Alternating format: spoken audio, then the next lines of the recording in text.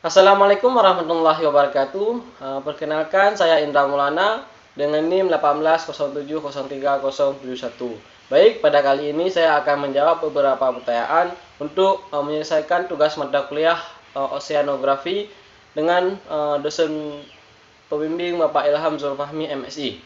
Baik, langsung saja ke pertanyaan nomor 1. Beda alga sama ganggang. Jadi alga itu merupakan organisme autotrof atau heterotrof yang memiliki organ dengan perbedaan fungsi yang tidak nyata. Alga dapat dianggap tidak memiliki organ seperti yang dimiliki tumbuhan seperti akar, batang, daun, dan sebagainya. Alga memiliki ciri antara lain umumnya hidup di perairan atau tempat yang lembab. Alga bergerak berupa flagel atau bulu cambuk yang berjumlah satu atau lebih, memiliki inti dan plastid, mempunyai klorofil yaitu klorofil A dan B. Ganggang. Ganggang merupakan protista yang bersifat fotoautotrof atau yang dapat membuat makanannya sendiri dengan cara berfotosintesis. Ciri-ciri ganggang mempunyai tubuh yang relatif, tidak mengalami diferensiasi dan tidak ada akar atau daun sejati. Pertanyaan yang kedua, adakah produsen sekunder? Dalam rantai makanan itu produsen sekunder tidak ada. Yang ada hanya produsen saja. Kata sekunder dapat dipahami sebagai tingkatan kedua setelah primer.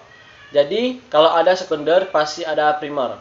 Maka posisi produsen tetap sebagai produsen saja. Produsen merupakan komponen pertama dalam rantai makanan. Komponen ini menjadi penyedia makanan bagi komponen lainnya.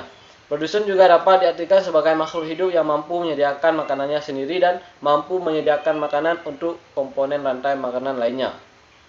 Pertanyaan yang ketiga, perbedaan zona fotik dan afotik.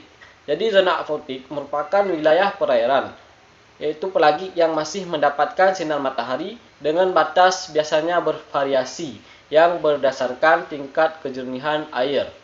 Zona afotik merupakan daerah yang tidak dapat ditembus sinar matahari atau selalu dalam kegelapan dengan posisi berada di bawah zona fotik. Pertanyaan yang keempat, selain cahaya, komponen apa yang dibutuhkan untuk fotosintesis?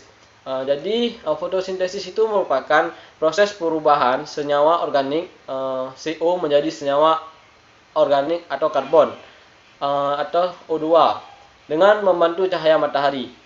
Komponen lain yang berperan berhubungan dengan fotosintesis yaitu nitrogen, di mana nitrogen merupakan unsur pokok pembentuk protein dan penyusun utama protoplasma, kloroplast, dan enzim. Pertanyaan yang kelima, definisi dari fotoremediasi. Jadi fotoremediasi ini merupakan suatu sistem di mana melibatkan tumbuhan yang dapat menyerap, mengambil, dan mengubah zat kontaminan atau pencemar menjadi berkurang kadarnya, atau menjadi tidak berbahaya, atau bahkan menjadi bahan yang dapat digunakan kembali. Nomor 6, fase log dan stasioner. Adakah ciri-cirinya? Jadi fase log merupakan fase penyesuaian dengan lingkungannya yang baru. Durasi berlangsungnya itu bervariasi dan ditentukan dari komponen media, pH, suhu, aerasi, jumlah sel, dan sifat fisiologis. Kalau fase log atau bisa disebut fase logaritma atau eksponensial. Ini ditandai dengan periode pertumbuhan yang terbilang cepat setiap sel. Dalam populasi membelah menjadi dua. Derajat pertumbuhan bakteri pada fase ini sangat dipengaruhi oleh sifat genetik yang diturunkan. Fase stasioner.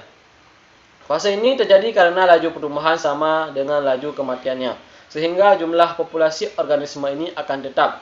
Keseimbangan ini terjadi karena adanya pengurangan derajat pembelahan sel akibat kadar nutrisi yang tidak cukup dan akumulasi produk yang beracun bagi sel sehingga mengganggu proses pembelahan. Fase stasioner kemudian dilanjutkan dengan fase kematian yang ditandai oleh peningkatan laju kematian yang melebihi laju pertumbuhan. Cukup sekian video dari saya. Jika ada kurang mohon maaf. Wabillahi taufik wal hidayah. Assalamualaikum warahmatullahi wabarakatuh.